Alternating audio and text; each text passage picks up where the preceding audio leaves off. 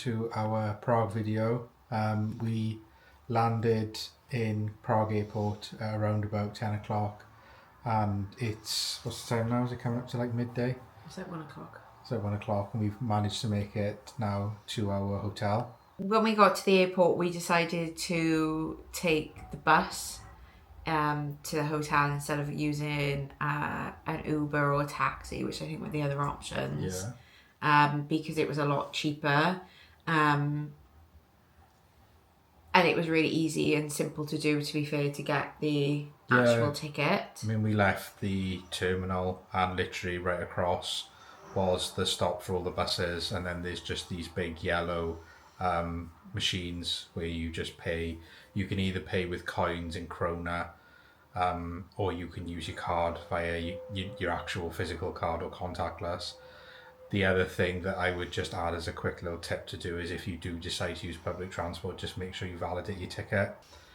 Just be mindful of that, because if you don't validate your ticket and you get asked for your ticket, it's not validated, you could get fined. So just bear that in mind.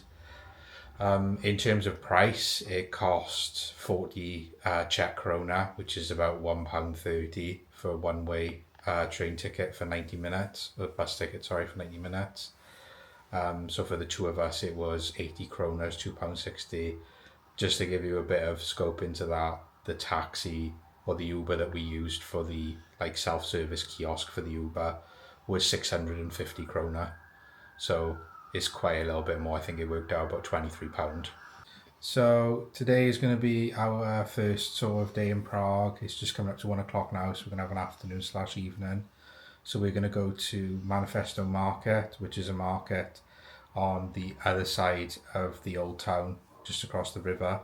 And then we're going to walk across Charles Bridge and see the old town square as well. There's a few food places that I've saved over my research of Prague, so we'll be giving them a go as well. So we will show you what we get up to on our first day in Prague.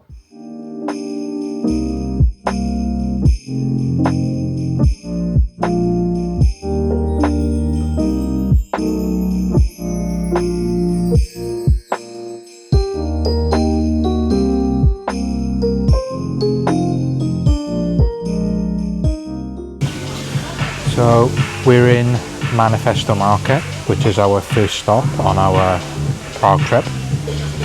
It's got a really kind of chilled, laid-back vibe based off what I think. It's open from 12 to 10 every day, Monday to Sunday, and there's quite a wide variety of different cuisines and different foods. There's Korean, Japanese, Mexican, there's loads of different stuff. I'm sure we'll try a couple. But the first thing we decided to go to was Taito Ramen Bar, and we decided to get the just the normal pork tonkotsu ramen. So let's give it a try. Yeah, it's all balanced really, really well. It's a nice creamy flavour to it. The noodles are really tender. Try a bit of the pork. Pork's really well too. Not a lot of pork on the ramen, but probably would deduct a point from that. I give it a 7.5 out of 10. Solid ramen dish, and worth giving it a go when you come to Prague. We clearly couldn't let Japan go. We do tend to, in every city that we come to, look for Japanese cuisine or a good ramen. So this is quite fitting actually. But I guess we'll see how it compares. It's a really good bowl of ramen, to be fair. The pork's really nice and tender. It's like flaking apart, which I always really appreciate when it's not chewy. The egg, I really like, and I'm not an egg person, but it's a really good jammy egg, and it's got a really good salt flavour to it. The broth is nice and creamy and rich, and the noodles have got a really good chew to them. So overall, I'd probably give it an 8 out of 10.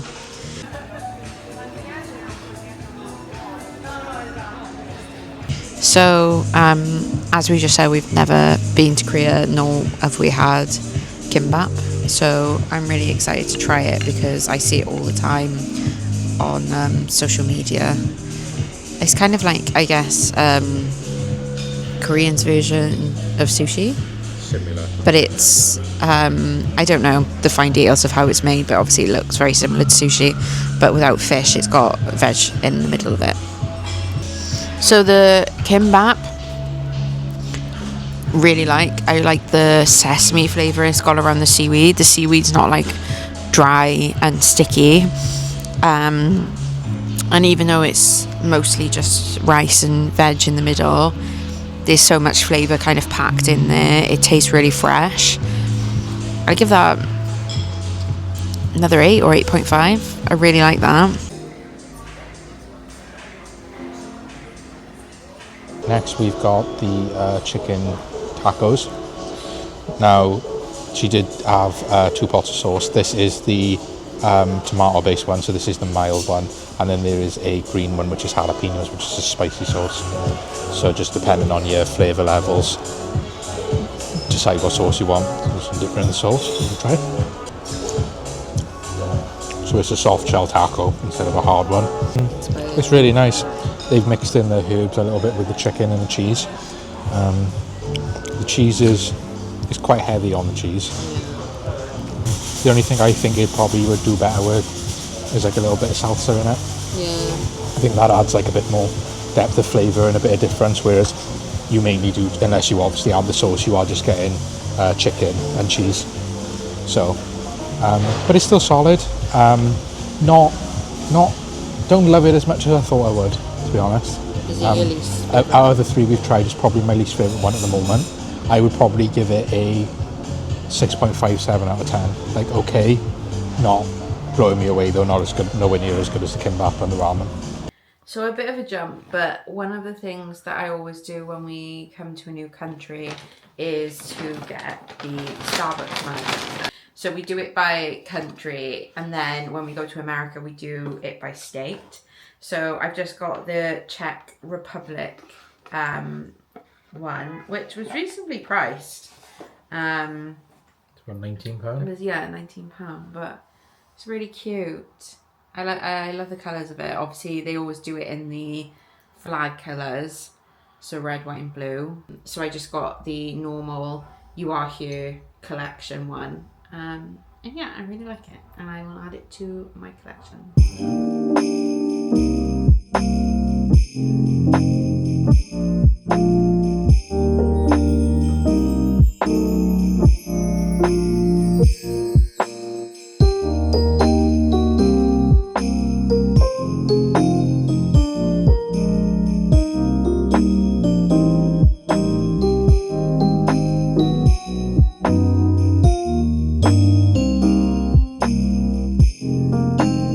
So we're going to make our way now into the old town of Prague, and we're going to walk across the famous King Charles Bridge.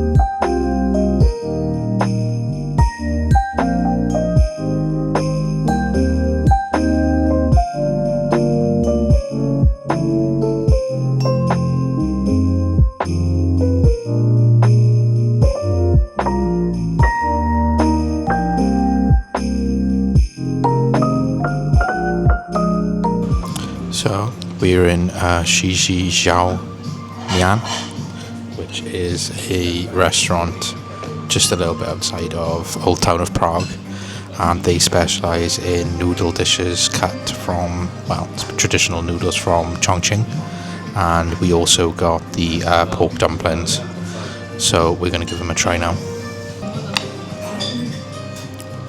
Dumplings are cooked really well, really soft. The pork's really tender. Nice little mixture of like chives and a little bit of spice as well in the dumpling. I really like that. Really, really good, and really good. I think it was 160 krona for 6, which I think is around about £4 something, so really good value for money and really tasty. I give that a 9 out of 10. So we came across this place by chance, to be honest. We'd be lying if we said we weren't looking for somewhere else, and we mistook this place for it. But actually, the food looked really good. The dumplings, a really nice cook on them. Really flavourful, not really dry. A good amount of flavour on the inside. Yeah, I'd say that's a really good dumpling. An 8 out of 10, I think I'd give it. So for my main, I got what they called a Phoenix Garden, which is basically chicken broth, noodles, and mushrooms and fried tofu. I got it in the mildest heat that you could get. But it does look really good and it smells amazing, so let's give it a go. Our chicken's really good. It's like really nice and soft, not chewy. It's got, a really good portion. It's got a lot of flavour packed in there. The noodles, they're a specific type of noodle, but I can't remember what it was. But they're a little bit thicker and chewier, so they hold like the flavour, I think, a bit more. Broth has got so much depth to it. There's a little bit of kick that hits the back of your throat a tiny bit, but I'm awful with spice and I can tolerate it. I'd give that a 9 out of 10. It's really good. Really good. So I got the duck version of the noodle dish. That's so good. Duck is obviously a really fatty meat, but the way that it soaks into the broth of I got mine in a mild flavour as well, same as Mena. So again, a little bit of a kick in the back of your throat, but not setting your tongue and your tonsils on fire. Really good. I give that a 10 out of 10.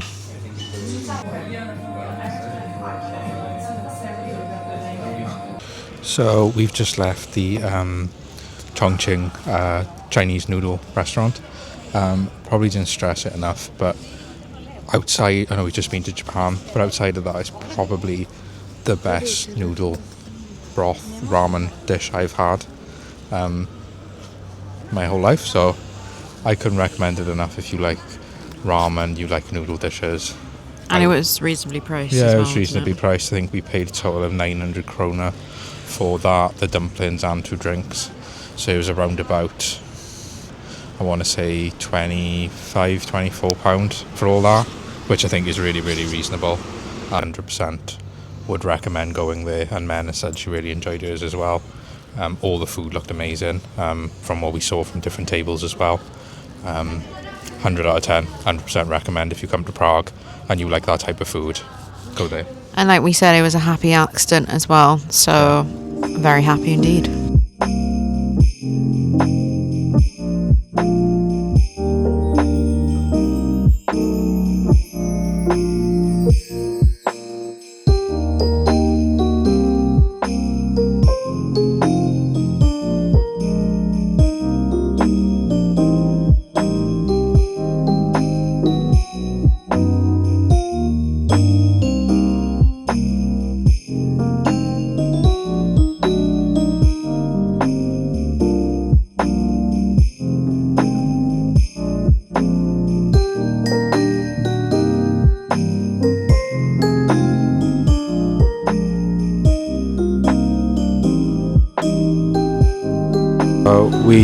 Behind me is the Old Town Square Christmas Market in the centre of the Old Town of Prague.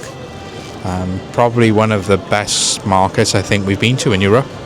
There's a lot of choice. There's a lot of choice. There's a lot of food. Probably the most food I've seen selection-wise in one crossed-off Christmas market. We will try a lot more of it in the days to come. I'm sure we will be coming back here definitely.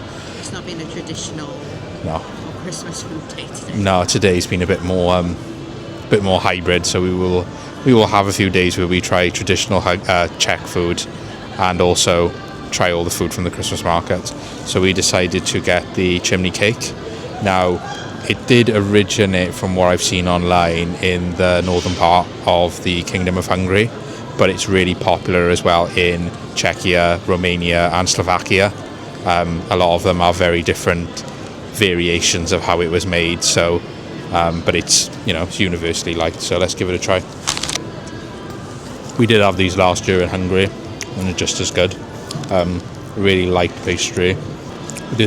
We did take a little bit of a recording for how it's made, because it's obviously just on a rotation, and that's the way that it gets the perfect crispness all around it, and it just breaks apart then. So when you tear it, it just comes off. But it's really nice, really sweet, sugar on the end, and then really soft pastry.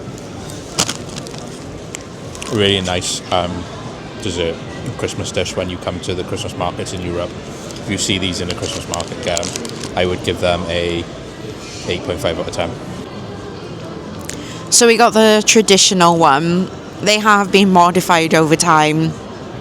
If you go to a lot of the countries Kyle mentioned, you'll see a lot of shops of chimney cake sellers, and they tend to have like ice cream in them. They tend to be other flavours.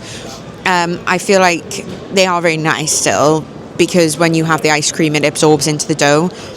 But the traditional chimney cake is just elite. The way they do it is they roll it over hot coals, dipped in cinnamon sugar, and then when they take it off the coals, because it's being rotated, it's got the perfect cook on it, and then they dip it back into the cinnamon sugar, so it's got a really nice crunch. The texture of it is so satisfying. There's a really good outer crunch to it because of the sugar and the overall cook, and then on the inside is really like soft, perfectly cooked dough. It's like having obviously sweet bread. I'd give it 9 out of 10. I really enjoy.